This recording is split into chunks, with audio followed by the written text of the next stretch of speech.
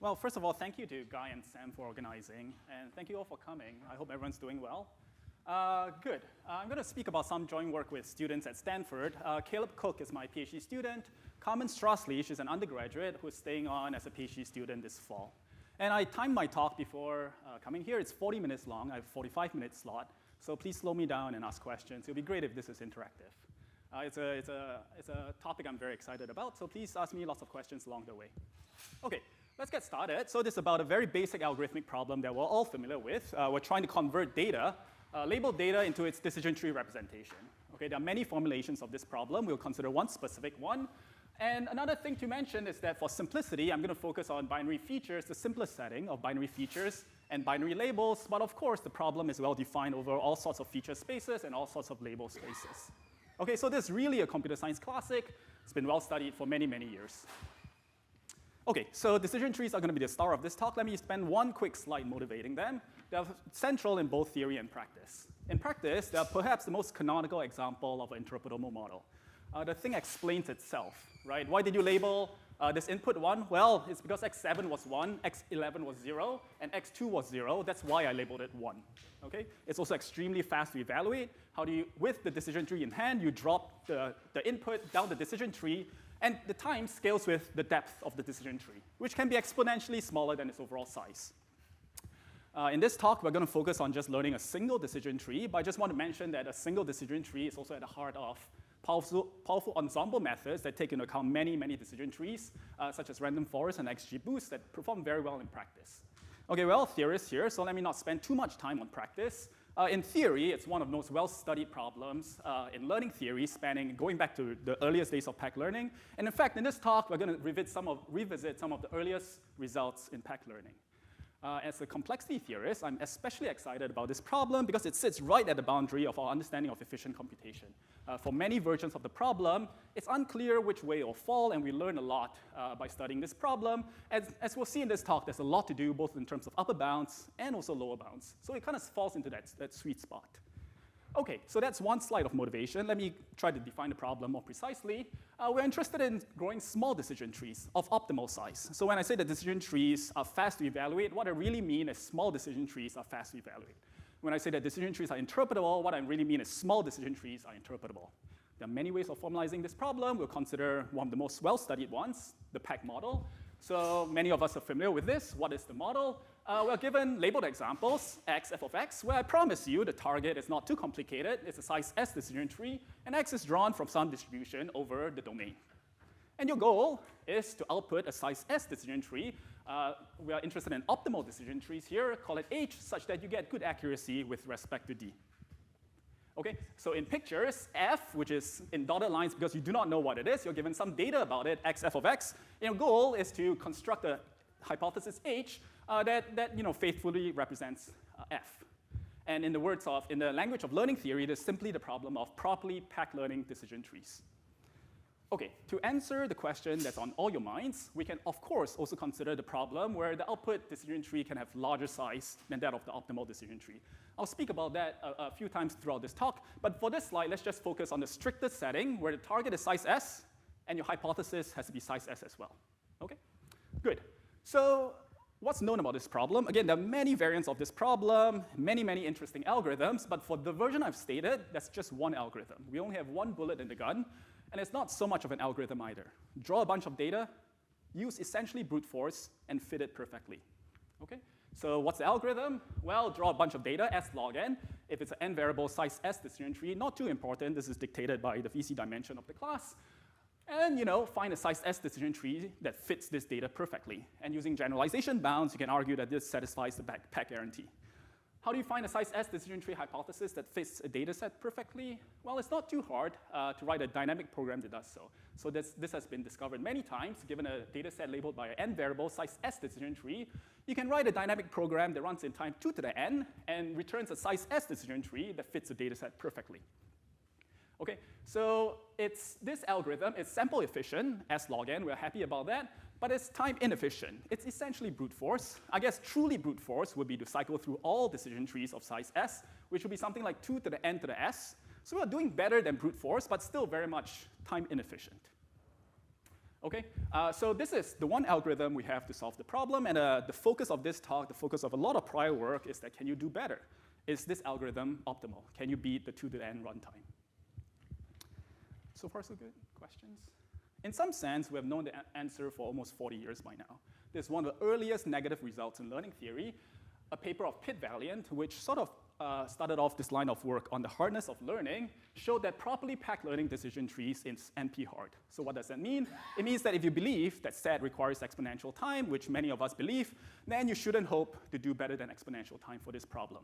In other words, this dynamic programming algorithm is essentially the best you can do if you believe that SAT requires exponential time. So that's a very nice picture. Let me mention as a brief aside that there's still work to be done. This is a starting point for a fruitful line of work where we relax the problem and allow you to output a size capital S hypothesis, where capital S is bigger than the size of the target. There's still work to be done. The final work has not been said. I have a paper with Caleb and Carmen, a separate paper about this, which I'm happy to talk to you about. But for this talk, I want to focus on size little s targets by size little s hypotheses. In which case, what's there to do? Right? We have a 2 to the n time algorithm, and we have NP hardness result. Well, we're going to relax the problem a different way. We're going to give the learner the ability to make queries. Okay? So a question that's been asked multiple times in the literature and also in surveys, a survey by Feldman on the hardness of learning, is that how does this landscape change if the learner, in addition to labeled examples, sort of a passive way of taking in information, is also allowed active queries, well, active access in the form of queries, right? So it can cook up any x of his choice and ask f for f of x. So this gives the learner more power, and you can hope that maybe you can circumvent some of these NP hardness results. Okay, so trying to understand the power of queries is a very basic and fundamental theoretical problem on its own, but just to mention some quick practical motivation, this really models the task of converting not an unknown data set, but an existing trained model for which you of course have query access to, into a more transparent decision tree representation. And from what I understand, people do this in practice. Okay, so this is the question that we consider in this work, learning decision trees with queries. Turns out to be a great question for a couple of reasons. One reason it opens up a huge gap in our understanding. So with queries, as it turns out, the fastest algorithm is still this essentially brute force dynamic programming algorithm where you just draw a bunch of data and fit it perfectly, which runs in time 2 to the n. However, this NP hardness result from the 80s goes out the window, and there were no previous lower bounds previously. So in particular, a poly-n time algorithm was within reach. So this is a huge gap in our understanding of the complexity of the problem. That's reason number one. Reason number two, related, is it's opened up a lot of activity, algorithmic activity, coming out very interesting and sophisticated.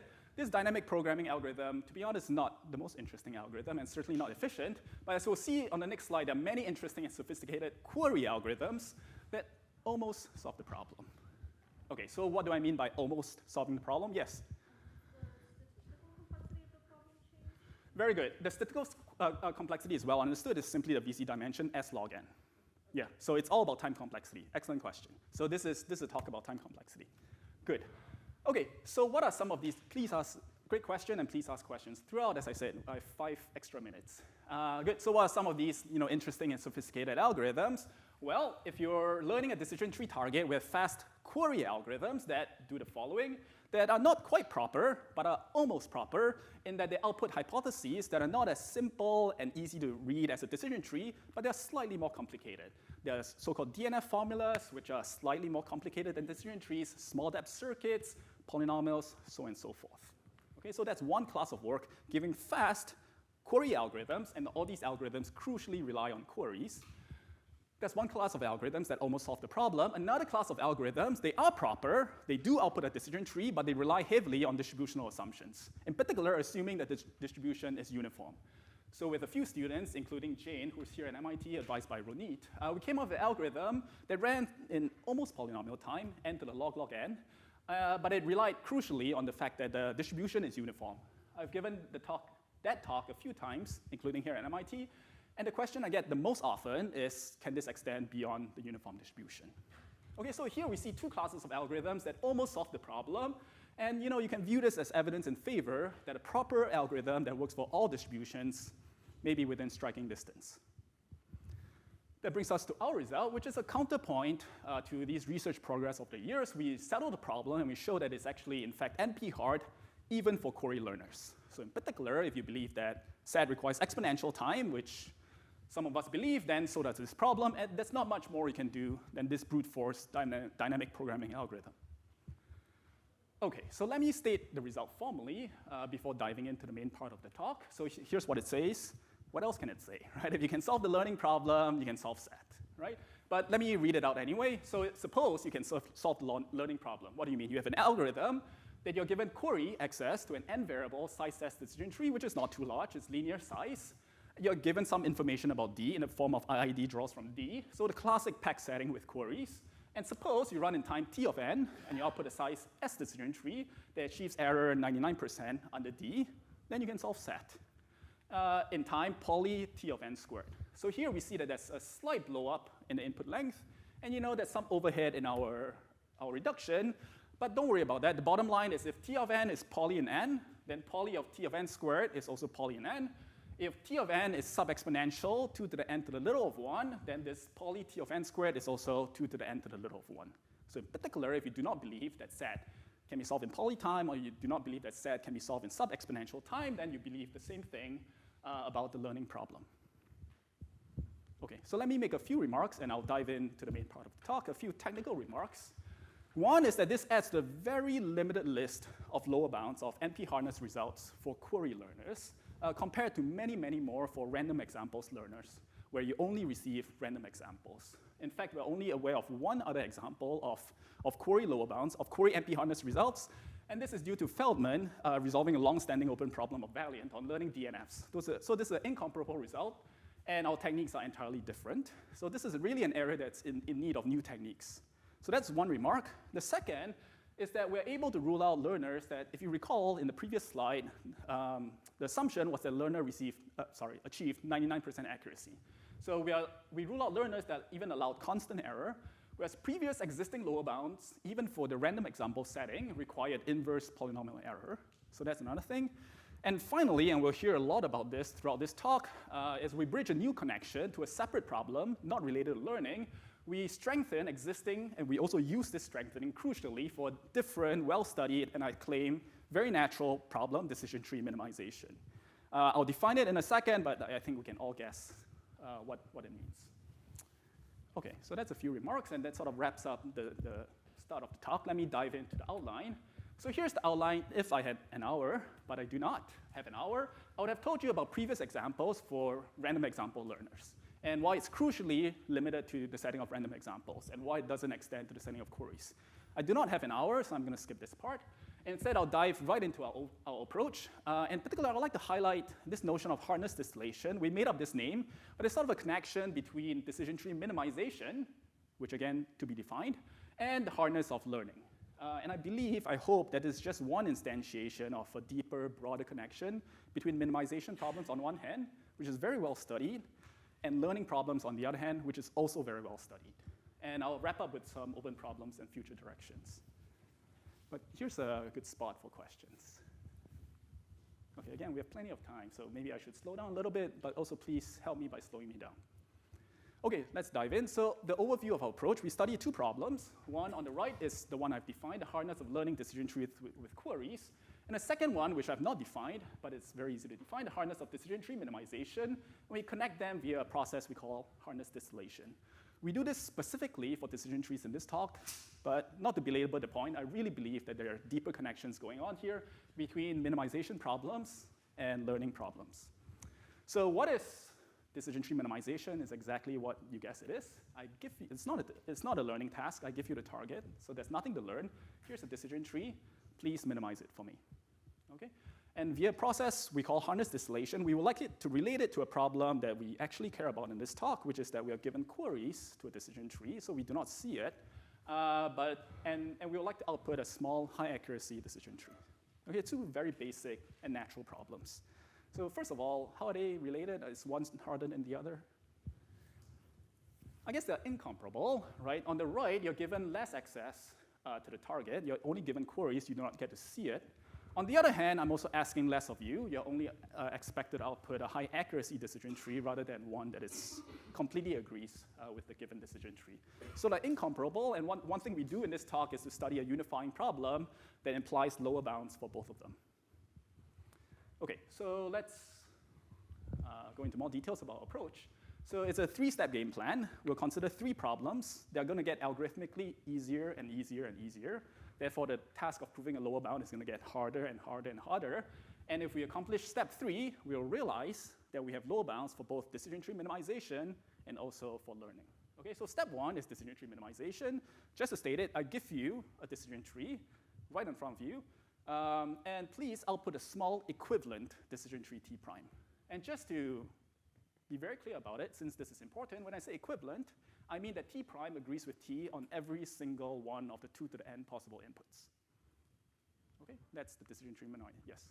Just a question, please. So you said that one difference is that you only want high accuracy. Yeah. You want it to take every distribution, right? Or the distribution can be sort of altered. The decision, yeah, can be altered. Doesn't that sort of mean by some kind of boosting thing that you can sort of make the accuracy up pretty high? Very good, but boosting incurs a blow up in the size of the hypothesis also. So that's one aspect in which, but that's a great point. And also you cannot boost to like 100% accuracy. That's another aspect, but yes, good point. That's also the reason why our like 1% hardness is interesting, even with the existence of boosting, right? Because otherwise you can always boost like a small error thing, large error thing, into a small error thing, but the crucial thing is it requires a blow up in the hypothesis size. Okay. Good, thanks. More questions, please. Okay, so the three-step game plan. 1 is decision tree minimization. Nothing about learning, but very basic problem that's been studied by numerous people. And so we're gonna make it easier, algorithmically, and in other words, harder to prove a lower bound, which is decision tree minimization with respect to a given set of inputs. So here's a decision tree. Here's a set D. Think of the set D as small, a polynomial set of inputs. Your goal is just output a decision tree that doesn't have to agree with T on every single input, but please agree with T only on this set D. Okay? So hopefully it's intuitive that this is an easier problem, right? We do not have to agree everywhere, just this specific set, call it D. And we're going to soup it up even more. I'm going to make the algorithm's life even easier. Here, just high accuracy decision tree minimization. Here's a decision tree T. Here's a set D. Forget about agreeing it with T on all of D, just 99% of D. So maybe visibly, this is an easier problem. And so we're going to go through it and prove harder and harder lower bounds. And one intuition is that we're sort of homing in. We're interested in decision tree minimization. And we're sort of homing in on the hardness of decision tree minimization. We should think of D as a certificate or witness to the fact that T is so hard to minimize, right? Even just minimizing it with respect to this specific given set of inputs, you're still going to have a hard time. So which is why we call it, this process 1 second, decision tree, hardness distillation. We're sort of homing in and understanding the complexity of the distribution in some way.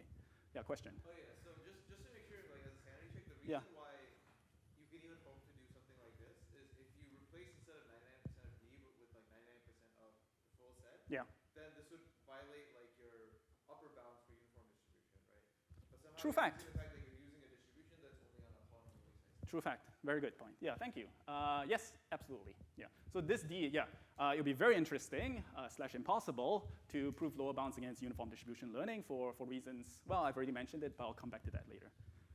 Very good. Thank you. Okay, good. So suppose we can do this, and let's zoom in on the third problem. So this is a sort of a unifying hard problem. Just to state it again, what is the problem? I'm given a decision tree and a set D of inputs, a bunch of strings, and your job is output T prime that agrees with T just on D. And forget about agreeing on D on all possible inputs, just 99% of D. Feel free to make 1% error on any part of D that you choose. Okay, suppose that we can prove that this problem is hard. We are kind of happy because it implies the hardness of decision tree minimization. Well, decision tree minimization is where you want to minimize T with respect to all 2 to the n inputs. Here, you're only minimizing it with respect to a small subset of inputs, and you're not even getting all of it correct. And it also implies the hardness of query learning, because we can simply take the target function to be T itself. And in fact, it's sort of like a learning problem where we give like the learner target. Right, here it is. Query it yourself if you want. And we'll take the hard distribution to be uniform over D. Costas. Can you explain a bit the first point you made? Because like on the left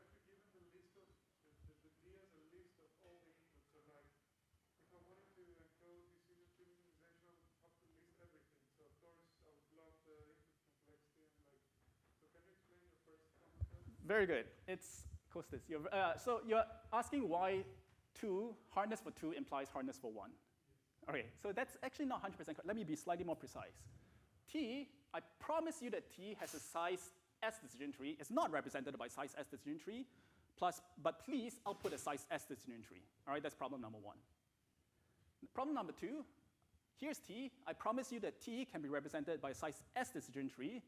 Please output a size S decision tree that agrees with T on D. So from that perspective, hopefully it's clear that the second problem is easier than the first problem. Right, so there's a subtlety which Kostas caught me on, thank you. It's not that, on D, you may have like an even smaller decision tree. So if I'm benchmarking against that, then it's not comparable. But to be more precise, it's all 3 problems, I promise that T on the entire universe has a size S decision tree, and your goal is to either find a size S decision tree on D itself, which it could have a smaller decision tree, or even find a size S decision tree that agrees on 99% of D. Sorry, there's the extra. The way I understood his question was that Yeah. D itself might have a description that's exponentially large. Now, are you measuring the complexity of the input size or not? I don't know if that was. Sure, according to input size is fine, but yeah. Well, throughout this talk, think of D as poly-n size. Okay. Yeah. But does that answer your question, Kostas? Yeah, great point, thank you. And again, for like learning, you're sort of promising, at least the non-agnostic setting, I'm promising you that my target is like a size S decision tree for the entire cube, right? Good. Okay. So, if we can prove a hardness of this unifying hard problem, then we get hardness for both these bullets, and we care especially about the second bullet. Okay, I don't have too much time. I'm only going to focus on step 1 of the 3-step game plan. So this is a well-studied problem. We do have lower bounds. We do have NP hardness results. But what we did as a warm-up for this project is give an entirely new proof of this lower bound. So what I'm going to do is show you an NP hardness result for decision tree minimization. Maybe I'll say a few words about how we distill the hardness. But so the rest of this talk actually has nothing to do with learning, except the fact that it can lead to learning. It's just about decision tree minimization.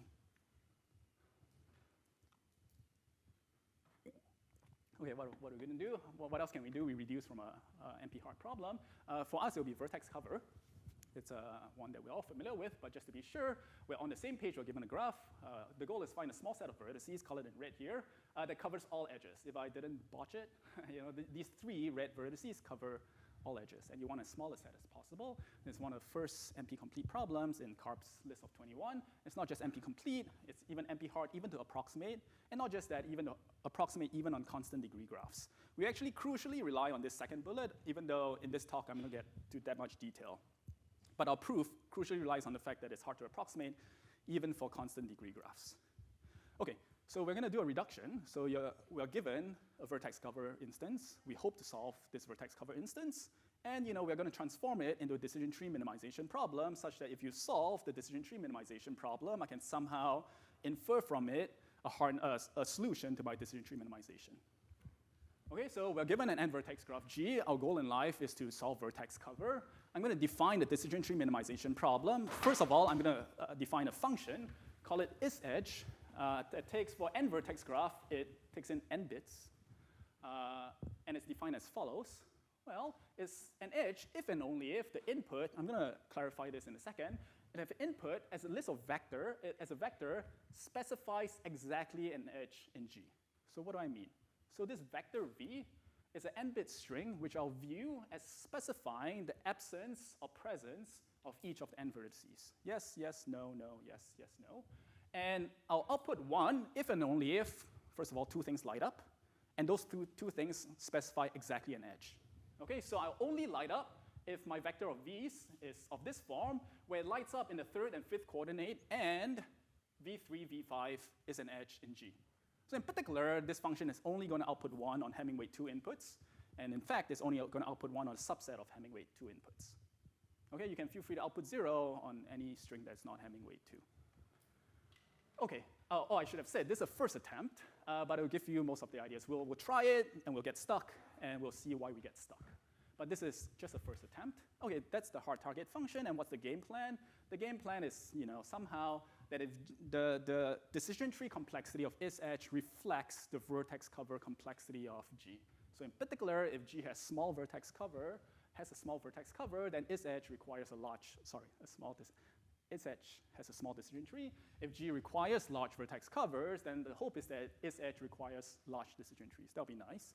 It's not so simple. We'll see why this breaks. But so we have to soup up the target function in a way that I'll elaborate. But this is the basic idea. So let's push through with this, and we'll get stuck.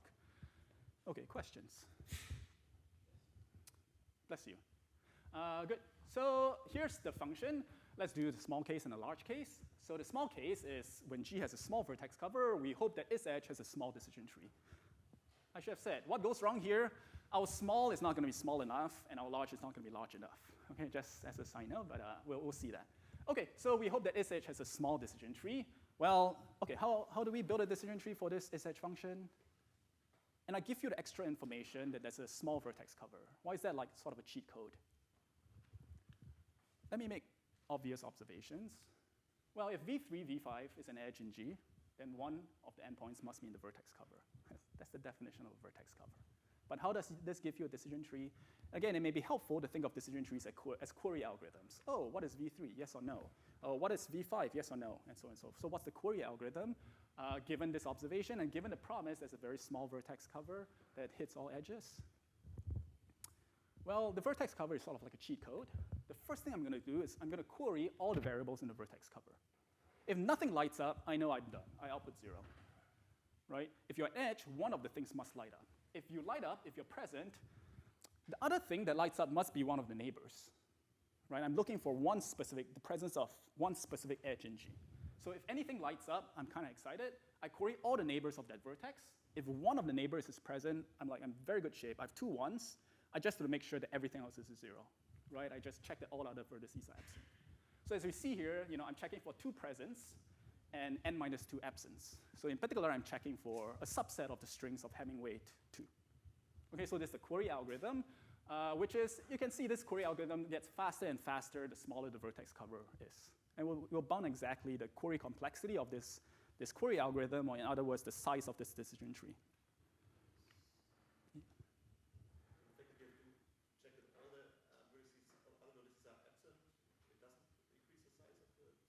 Oh, it will come up. Yeah, it will depend. Yeah, it's not just going to depend on k.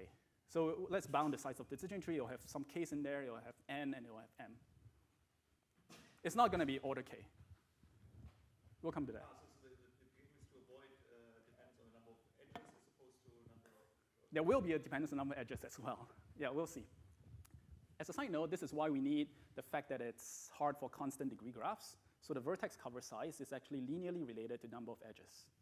But don't worry if you didn't follow that. That's sort of why we need it to be hard on graphs of constant degree. But it's not. I'm not claiming that it's like a k query algorithm. It's going to be more than k. We'll analyze it on the next slide. OK, so here's the query algorithm as a decision tree. There are 3 lanes. The outer lane first queries the vertex cover. If something lights up, we get somewhat excited. We check all the neighbors of V7, if V7 lights up. If it lights up again, we are like 99% excited. We check that everything else is a 0. And if everything else is a 0, we are done. Otherwise, we output 0. Okay, so this is my query algorithm represented as a decision tree. Let's bound the size of this decision tree. So what's the size? It is an n vertex MH graph. And I promise you there's a vertex cover of size at most k. Well, the left lane is easy to bound. It's size k. That's the definition of vertex cover. The center lane gets a little complicated. Anyone sees it? The middle lane. Well, for every edge, one of the endpoints must be hit by the vertex cover, and the other endpoint is caught by the middle lane. So the number of queries in the middle lane is the number of edges. And it's not too hard to see. It's not more than the number of edges. So it's m. And the number of vertices on the inner lane, it really blows up. And this is why we're in trouble. Well, I'm going to do the naive thing. I have m many middle lane nodes, and each of them spawn off n minus 2 many inner lane nodes. So it's n most m times n minus 2. OK, so this is a bound on the size of the decision tree in the yes case, when you have a small vertex cover. So it's n most k plus m times n minus 2. Don't worry about the n minus 2. This is why we're in trouble, the inner lane, just looking ahead. But we all buy that this is some upper bound on like the yes case, the small case. OK, good. So let's go to the large case. also known as the no case. So if G requires large vertex covers, our hope is that G's edge requires large decision trees. And the hope, and also the intuition, is that this is basically the best you can do. That sort of every query algorithm, every decision tree must look like this. Or to be slightly more precise, every decision tree has to be at least as complicated as this. And if your vertex cover has size at least k, then you would hope that strictly greater than k, you hope that any decision tree has to have size at least k plus m times n minus 2. Well, life is not so simple, unfortunately. If you think through it, the inner lane may be suboptimal. And for very brief intuition as to why, suppose V1 is queried at the root. Then here, when I enter V7, I know that V1 is 0. And on this check, I do not have to check that V1 is 0 anymore. So I save one query here. And the number of queries I save depends on the degree of V7, which I, as a reduction person, it's some sort of neighborhood information of my optimal vertex cover, which I, as a reduction person, do not have knowledge about. So it's suboptimal, and the optimal construction depends on the structure, neighborhood information of the optimal vertex cover, which we do not know. But nevertheless, we can prove that the outer lane and the middle lane are necessary, in the sense that any decision tree has to have size at least k plus m. OK, that's not good enough. But just to recap, what do we have? Well, in the small case, G has a vertex cover of size n most k. Then we saw a decision tree of size n most k plus m times n minus 2. In the large case, if it requires decision trees of at least k, strictly greater than k, then our lower bound is k plus m. And we're not happy because the upper bound in the small case is larger than the lower bound in the large case. Okay? And in pictures, what happens, we have the vertex cover complexity of G. It's either small or large, and our goal is to determine which case we are in. We would like it to be reflected in the decision tree complexity of its edge. But these lines cross. Right? We do not like it when they cross. Right? The upper bound the large case could go to something small, and the small case could go to something large. And this is all no thanks to this m times n minus 2 factor. And the way we fix it, just in a brief slide, is that we want to make them uncross. So we define an L-amplified version of its edge with the following properties. So the large case goes from k plus m, our lower bound, to L times k plus m, where L is a parameter that you choose.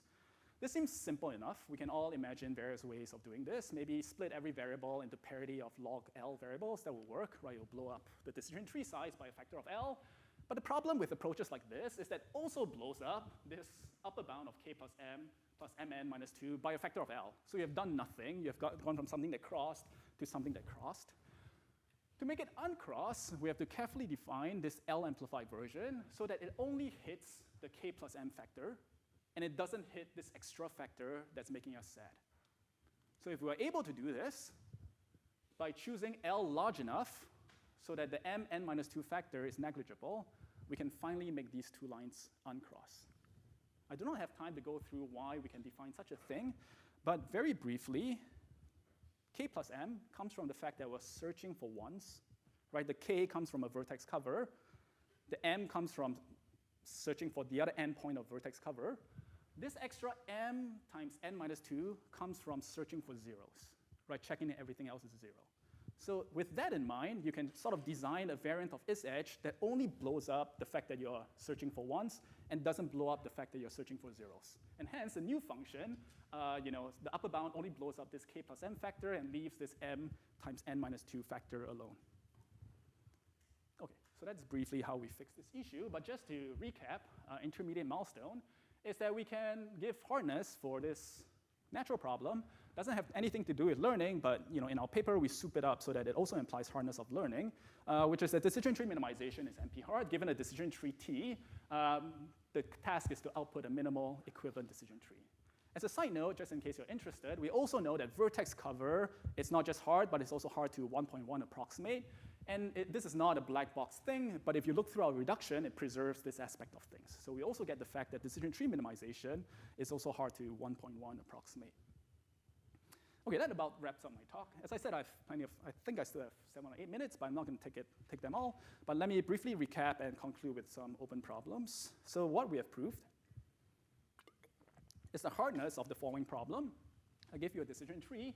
Please output a small minimal equivalent decision tree. What we actually have to prove and what we actually prove in the paper is a souped up version of this, where I'll give you a decision tree, I'll give you a specific small set of inputs, and your goal is output a small decision tree that agrees with the original one on 99% of D.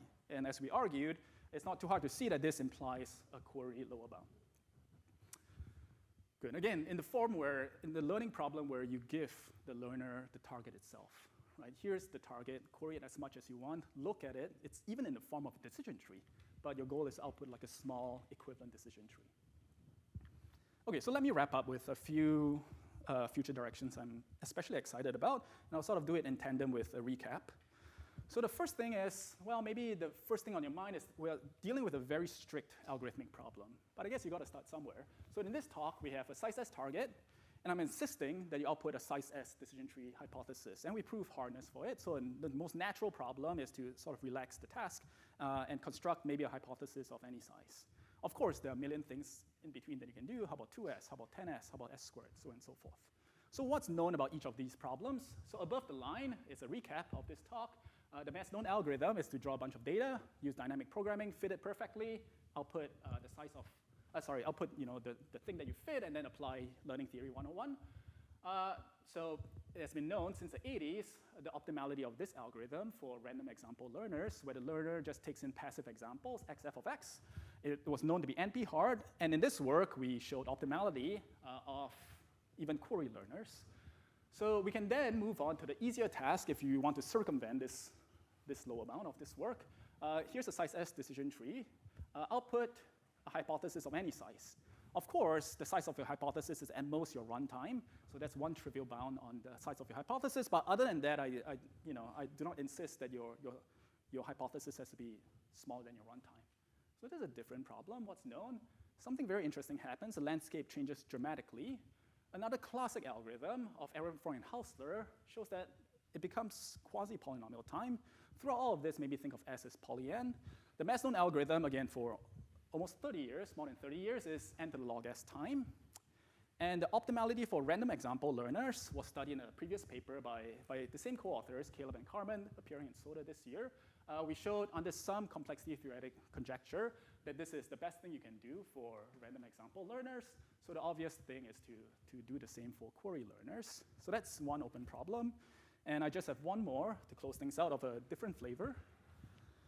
The second one is the role of distributional assumptions in learning. So you can think of plotting distributional assumptions as like an axis. And sort of in this entire talk and in pack learning in general, we are living in the left extreme. This is very appealing in the sense that if you're able to prove an upper bound in this setting, that's a very strong guarantee, right? It will work with respect to any distribution. Well, our work shows that maybe for certain problems it is overly stringent, and in fact, for some problems it's NP-hard. So you can relax it, and the very other extreme, one very other extreme, is to assume that the data is so nicely distributed, it's uniform. And in joint work with a few students, including Jane here at MIT, a few years ago, we gave essentially a polytime algorithm, n to the log n time. So there's a big gap, right? It's either NP-hard if you make no assumptions, or it becomes dramatically easier if you make this very strong and arguably unrealistic assumption about the data. So the natural question that this skill suggests is how does the complexity of the problem scale with the complexity of the distribution? And this question can be asked not just about decision trees, but about your favorite learning problem. And in Stock next week, again with Jane and a few other students, we make a first few steps on answering this question, but I really believe that there's a lot more to be done, trying to see how the complexity of distributions impact the complexity of learning. I'm sure there's a lot of work on this, and I'll love it if you educated me on this. But I do feel like this is maybe somewhat underexplored. OK, thank you very much.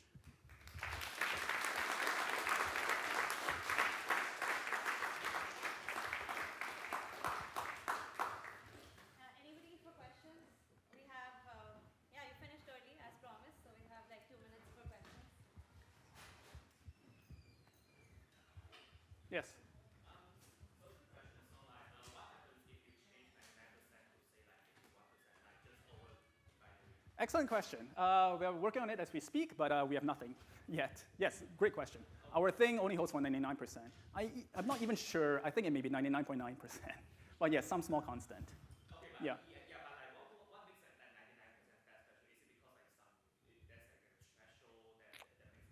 Good. First of all, vertex cover is not that hard to approximate. There's an approximation factor of 2, so that's one thing. And there are various losses that we incur along the way. Yeah. So one thing to note is that we're reducing from vertex cover, and just to say it again, it's not that hard to approximate. So in some sense, you can think of a limit of this entire approach. You're not going to go beyond S versus 2 times S. Yeah. So you have to do something different to get S versus 10 times S or S versus S squared. Of course. Of course, this.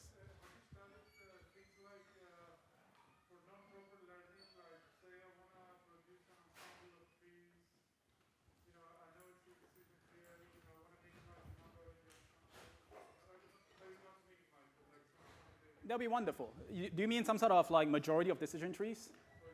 Oh, I love that. Yeah, I don't see how to do it. It's something I've thought about, but yes, I am happy with almost proper learning.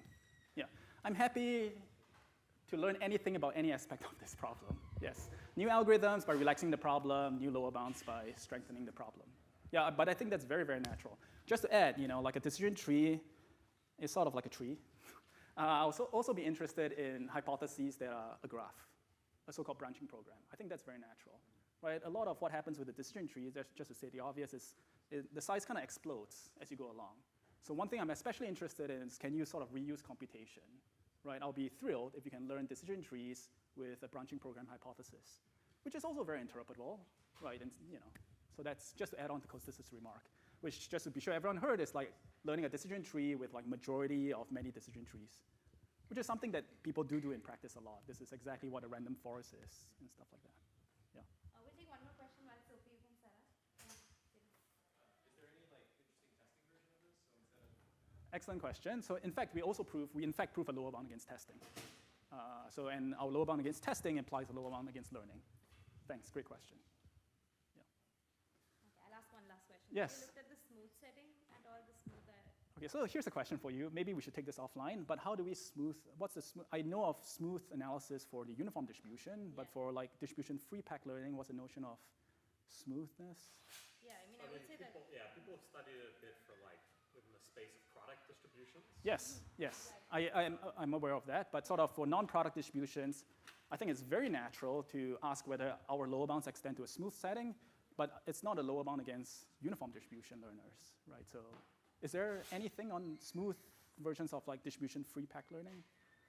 It's a question I asked my students like 2 days ago, so I'm very glad But even for product distributions, I guess you can do, the uniform is only for uniform, or can you handle any product distribution? Okay, we can handle any product distribution. Yeah. Great question. So thank you. Yeah, thank you all very much. Ali.